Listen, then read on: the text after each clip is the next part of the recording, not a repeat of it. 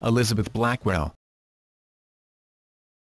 Elizabeth Blackwell was the first woman to receive a medical degree in the United States, as well as the first woman on the UK Medical Register. She was the first openly identified woman to graduate from medical school, a pioneer in promoting the education of women in medicine in the United States, and a social and moral reformer in both the United States and in Britain. Her sister Emily was the third woman in the U.S. to get a medical degree. Early life. Childhood and family. Elizabeth Blackwell was born in a house on Dixon Street in Bristol, Gloucestershire, England, to Samuel Blackwell, a sugar refiner, and his wife Anna Lane Blackwell. She had two older siblings, Anna and Marion, and would eventually have six younger siblings: Samuel, married Antoinette Brown; Henry, married Lucy Stone; Emily, third woman in the U.S. to get a medical degree; Sarah, John and George.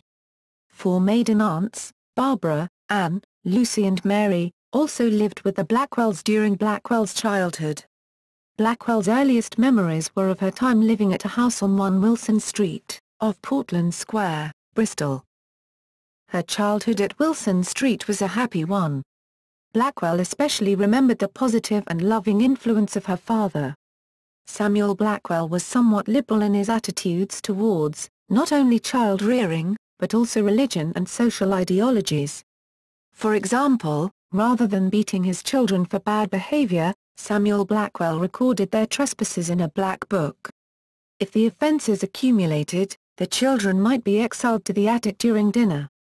However, Blackwell's father was by no means lax in the education of his children. Samuel Blackwell was a Congregationalist, and exerted a strong influence over the religious and practical education of his children. He believed that each child should be given the opportunity for unlimited development of his/her talents and gifts. Blackwell had not only a governess, but also private tutors to supplement her intellectual development. As a result, she was rather socially isolated from all but her family as she grew up. Moved to America. In 1828, Samuel Blackwell moved his family to Nelson Street, next to his refinery, as business picked up. However, in 1830, Bristol became unstable, and as riots began to break out, Samuel decided to move his family to America. Blackwell was 11 years old when the Blackwells sailed for New York in the Cosmo in August 1832. Her father set up the Congress sugar refinery in New York City after they settled in. He also joined Samuel Hanson Cox's congregation, and became rather active in reform circles. Abolitionist leaders including William Lloyd Garrison and Theodore Well paid visits to the Blackwell residence. Blackwell and the rest of the children adopted their father's liberal views and, rather ironically, voluntarily gave up sugar in protest of the slave trade. This was perhaps Blackwell's first taste of social reform. She would grow to love it, attending anti-slavery fairs and abolitionist meetings throughout the mid to late 1830s. These activities made Blackwell yearn for more economic and intellectual independence. In 1836, the refinery was burned down in a fire. Despite being rebuilt, Samuel Blackwell's refinery ran into business problems only a year later.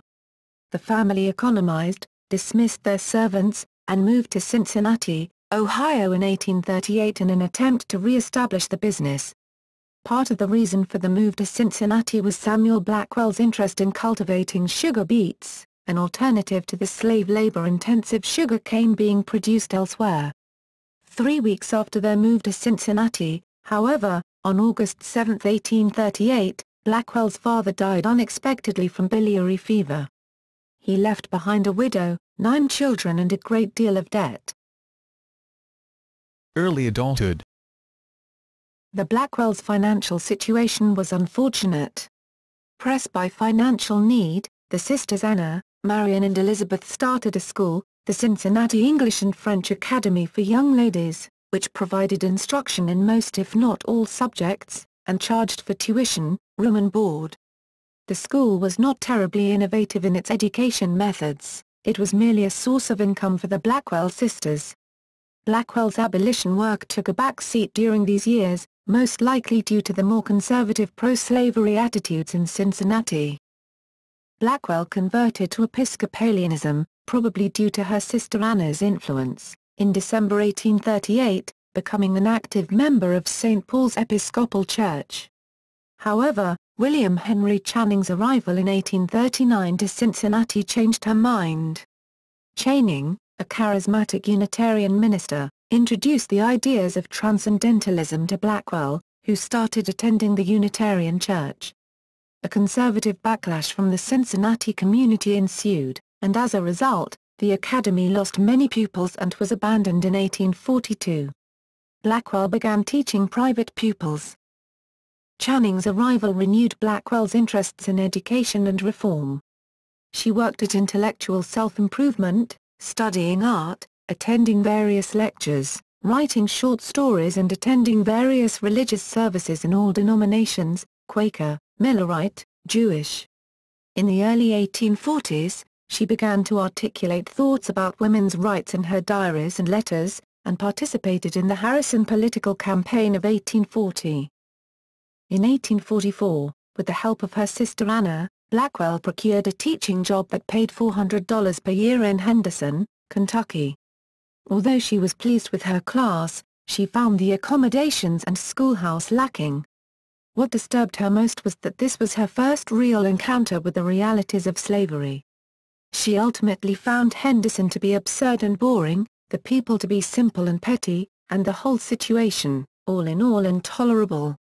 She returned to Cincinnati only half a year later, resolved to find a more stimulating means of spending her life. Education. Decision to enter medicine. The idea to pursue medicine was first planted in Blackwell's head by a friend in Cincinnati who was dying of a painful disease, possibly uterine cancer. This friend expressed the opinion that a female physician would have made her treatment much more comfortable. Blackwell also felt that women would be better doctors because of their motherly instincts. At first, Blackwell was repulsed by the idea of a medical career. At the time, she hated everything connected with the body, and could not bear the sight of a medical book. Another influence on her decision to pursue medicine was the connotation of female physician at the time. Abortionists were known as female physicians, a name Blackwell found degrading to what a female physician could potentially achieve. Part of Blackwell's decision to become a doctor was due to the fact that she yearned to live an unattached life, independent of a man and the chains of matrimony. Blackwell's decision to study medicine was a rather arbitrary one. It was made before she realized just how difficult it would be to overcome the patriarchal barriers to her goal. However, the difficulty only cemented her resolve. In 1845, Blackwell knew that she would one day obtain a medical degree, but she did not yet know where it would be, or how she would get the money to pay for it. Pursuit of medical education. Once again, through her sister Anna, Blackwell procured a job, this time teaching music at an academy in Asheville, North Carolina, with the goal of saving up the $3,000 necessary for her medical school expenses. In Asheville, Blackwell lodged with a respected Reverend John Dixon, who happened to have been a physician before he became a clergyman. Dixon approved of Blackwell's career aspirations, and allowed her to use the medical books in his library to study.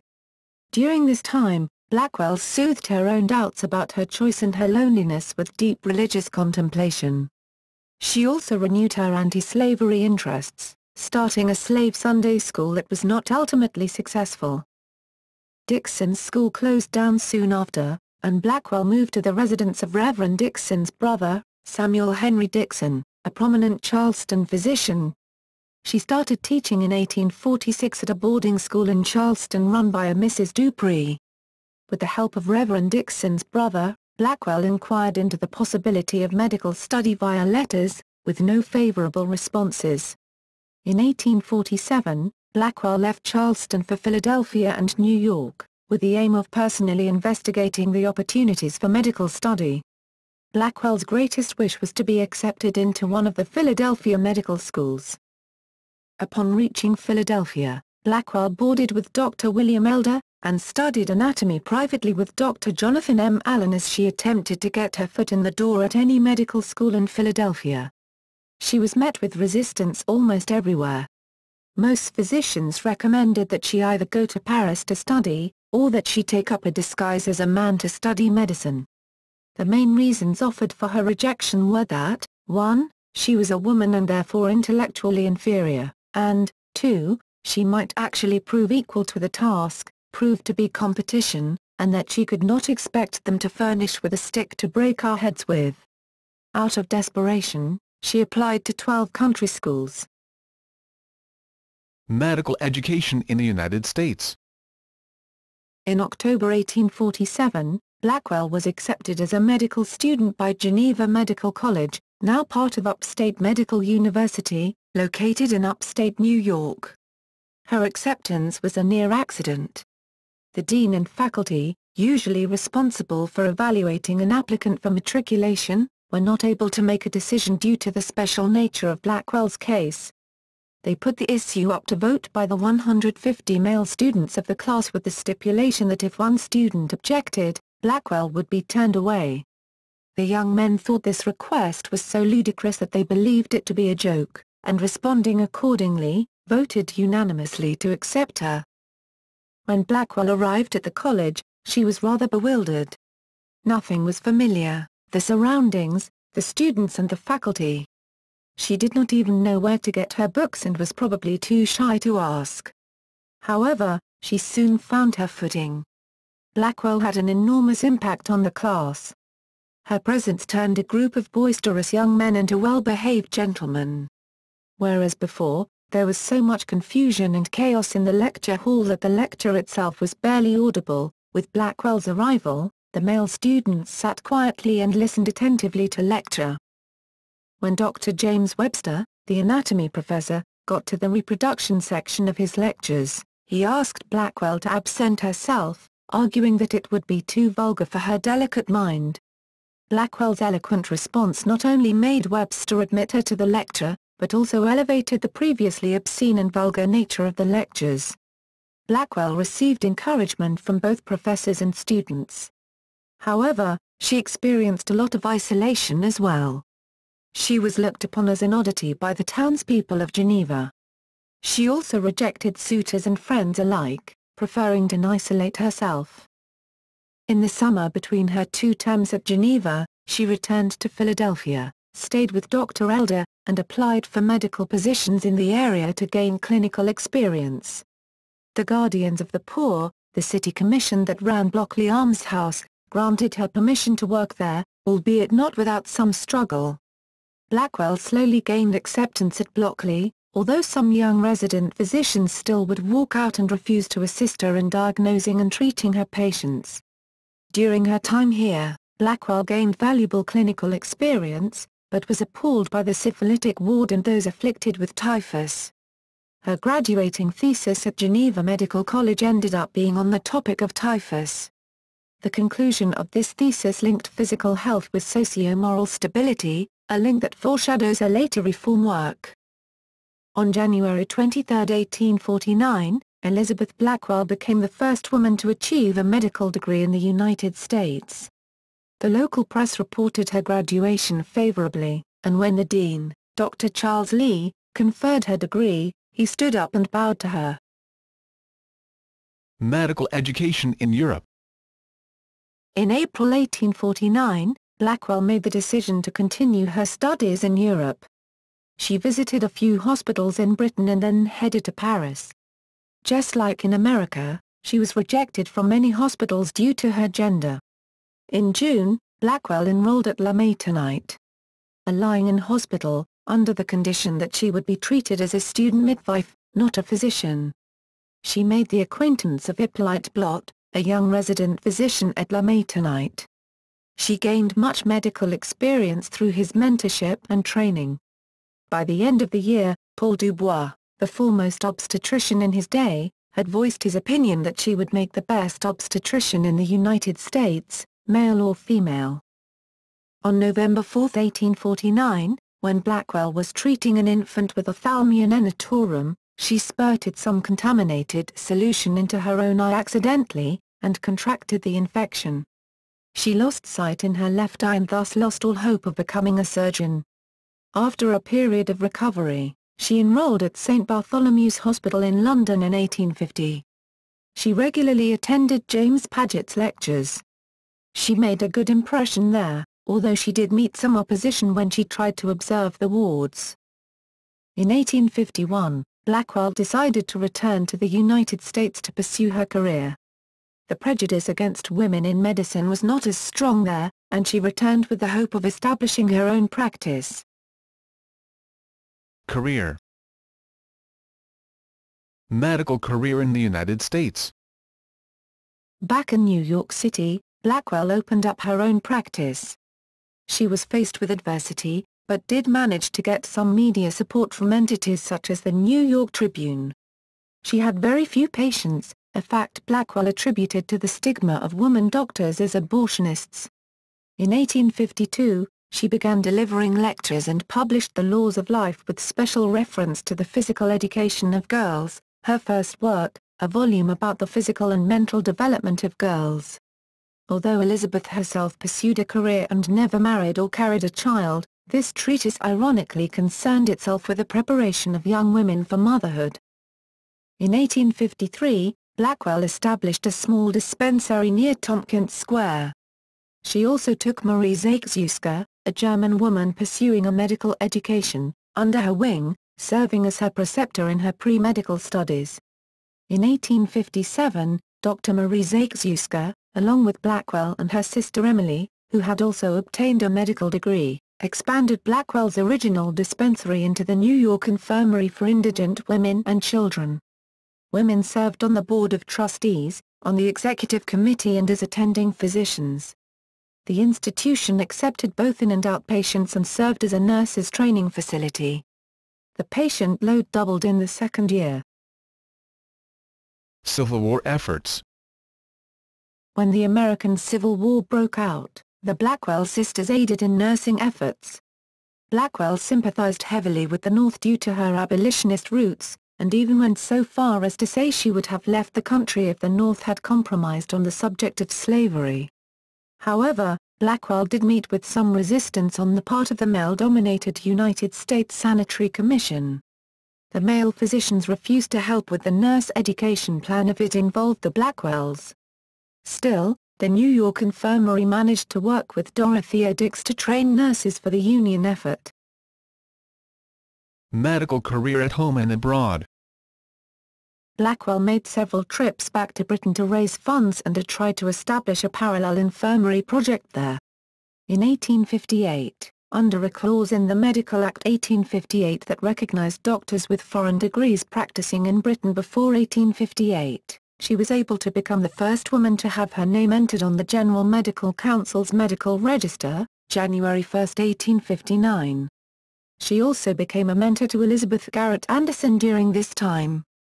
By 1866, nearly 7,000 patients were being treated per year at the New York Infirmary, and Blackwell was needed back in the United States. The parallel project fell through, but in 1868, a medical college for women adjunct to the infirmary was established. It incorporated Blackwell's innovative ideas about medical education, a 4-year training period with much more extensive clinical training than previously required. At this point, a rift occurred between Emily and Elizabeth Blackwell. They both had extremely headstrong personalities, and a power struggle over the management of the infirmary and medical college ensued. Elizabeth, feeling slightly alienated by the United States women's medical movement, left for Britain to try to establish medical education for women there. In July 1869, she sailed for Britain. In 1874, Blackwell established a women's medical school in London with Sophia Jex Blake, who had been a student at the New York Infirmary years earlier. Blackwell had doubts about Jex Blake, and thought that she was dangerous, belligerent and tactless. Nonetheless, Blackwell became deeply involved with the school, and it opened in 1874 as the London School of Medicine for Women, with the primary goal of preparing women for the licensing exam of Apothecaries Hall. Blackwell vehemently opposed the use of vivisections in the laboratory of the school. After the establishment of the school, Blackwell lost much of her authority to Jex Blake, and was elected as a lecturer in midwifery. She resigned this position in 1877, officially retiring from her medical career. While Blackwell viewed medicine as a means for social and moral reform, her student Mary Putnam Jacobi focused on curing disease. At a deeper level of disagreement, Blackwell felt that women would succeed in medicine because of their humane female values, but Jacobi believed that women should participate as the equals of men in all medical specialities. Time in Europe, social and moral reform. After leaving for Britain in 1869, Blackwell diversified her interests, and was active both in social reform and authorship. She co-founded the National Health Society in 1871. She perceived herself as a wealthy gentlewoman who had the leisure to dabble in reform and in intellectual activities. The income from her American investments supported her. She was rather occupied with her social status, and her friend, Barbara Bodkin, helped introduce Blackwell into her circles. She traveled across Europe many times during these years, in England, France, Wales, Switzerland and Italy. Her greatest period of reform activity was after her retirement from the medical profession, from 1880 to 1895. Blackwell was interested in a great number of reform movements, mainly moral reform, sexual purity, hygiene and medical education, but also preventative medicine, sanitation, eugenics, family planning, women's rights, associationism, Christian socialism, medical ethics and anti-vivisection, none of which ever came to real fruition. She switched back and forth between many different reform organizations, trying to maintain a position of power in each. Blackwell had a lofty, elusive and ultimately unattainable goal: evangelical moral perfection. All of her reform work was along this thread. She even contributed heavily to the founding of two utopian communities, Stanthwaite and Hadley, in the 1880s. She believed that the Christian morality ought to play as large a role as scientific inquiry in medicine, and that medical schools ought to instruct students in this basic truth. She also was anti-materialist and did not believe in vivisections, inoculation, vaccines or germ theory, instead subscribing to more spiritual healing methods. She believed that disease came from moral impurity, not from microbes. As such, she campaigned heavily against licentiousness, prostitution and contraceptives, arguing instead for the rhythm method. She campaigned against the Contagious Diseases Acts, arguing that it was a pseudo-legalization of prostitution. Her 1878 counsel to parents on the moral education of their children was an essay on prostitution and marriage, arguing against the Contagious Diseases Acts. She was conservative in all senses except that she believed women to have sexual passions equal to those of men, and that men and women were equally responsible for controlling those passions. Others of her time believed women to have little if any sexual passion, and placed the responsibility of moral policing squarely on the shoulders of the woman. Personal life. Friends and family. Blackwell was well connected, both in the United States and in Great Britain. She exchanged letters with Lady Byron about women's rights issues, and became very close friends with Florence Nightingale, with whom she discussed opening and running a hospital together.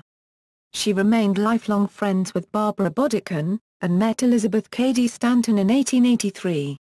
She was close with her family, and visited her brothers and sisters whenever she could during her travels. However, Blackwell had a very strong personality, and was often quite acerbic in her critique of others, especially of other women.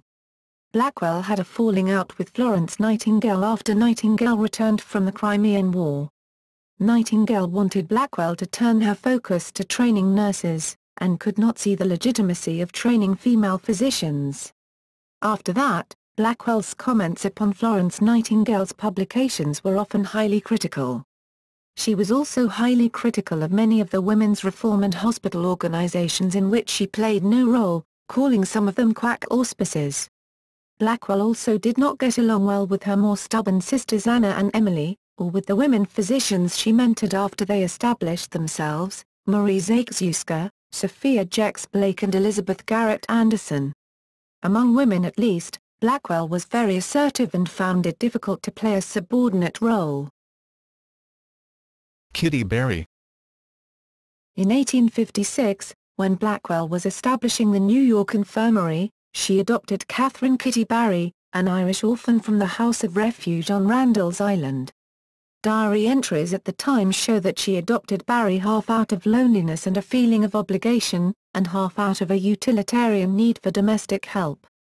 Barry was brought up as a half-servant, half-daughter. Blackwell did provide for Barry's education. She even instructed Barry in gymnastics as a trial for the theories outlined in her publication, The Laws of Life, with special reference to the physical education of girls. However, Blackwell never permitted Barry to develop her own interests. She didn't make an effort to introduce Barry to young men or women of her age.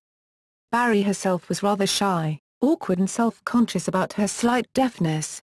Barry followed Blackwell during her many transatlantic moves, during her furious house hunt between 1874 and 1875, during which they moved 6 times, and finally to Blackwell's final home, Rock House, a small house off Exmouth Place in Hastings, Sussex, in 1879.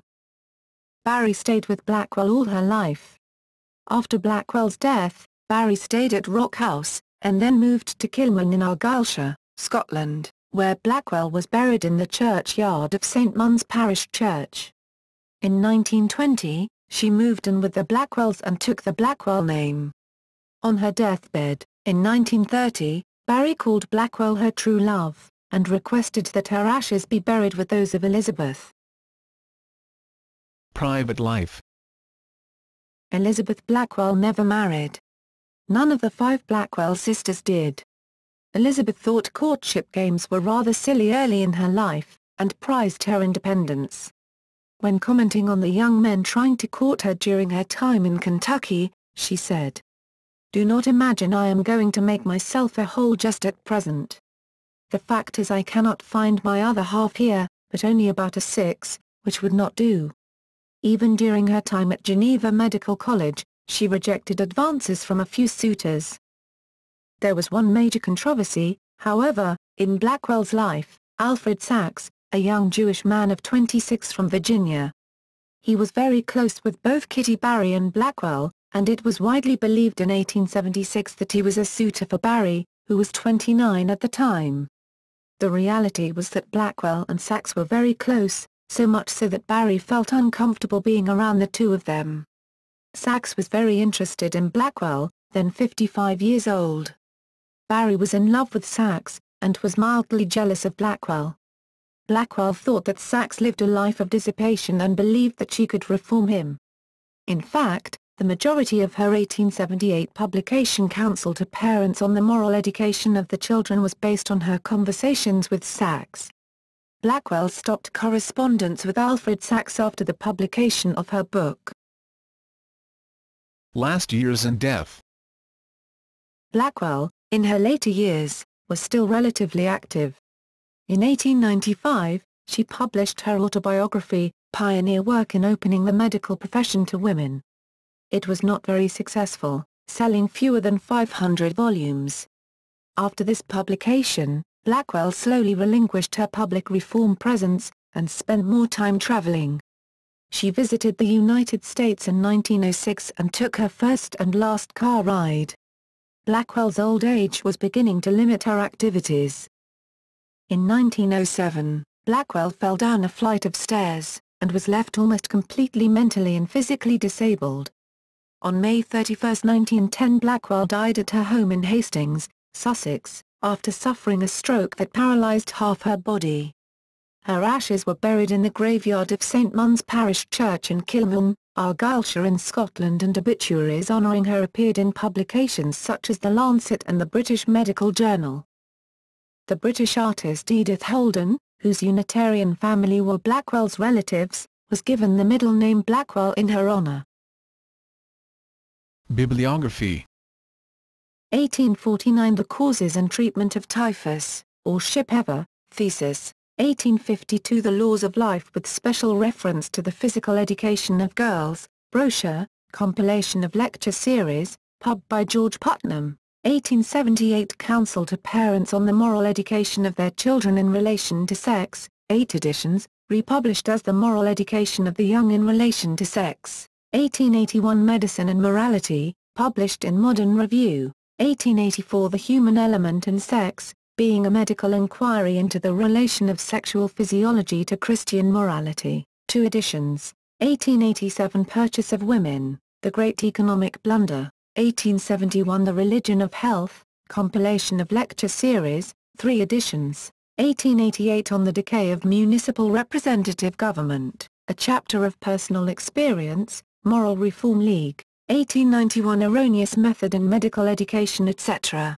Women's Printing Society, 1892. Why Hygienic Congresses Fail, 1895. Pioneer work in opening the medical profession to women, Autobiographical Sketches, Longmans, reprinted New York, Skocken Books, 1977, 1898. Scientific Method in Biology, 1902. Essays in Medical Sociology, 2 vols, Ernest Bell.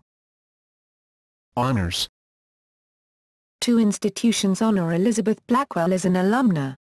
Hobart and William Smith Colleges, the current name of Geneva College, the founding institution of Geneva Medical College, State University of New York, SUNY, at Syracuse, which acquired Geneva Medical College in 1950 and renamed it State University of New York Upstate Medical University in 1999. Since 1949, the American Medical Women's Association has awarded the Elizabeth Blackwell Medal annually to a woman physician. Hobart and William Smith Colleges awards an annual Elizabeth Blackwell Award to women who have demonstrated outstanding service to humankind. In 2013, the University of Bristol launched the Elizabeth Blackwell Institute for Health Research,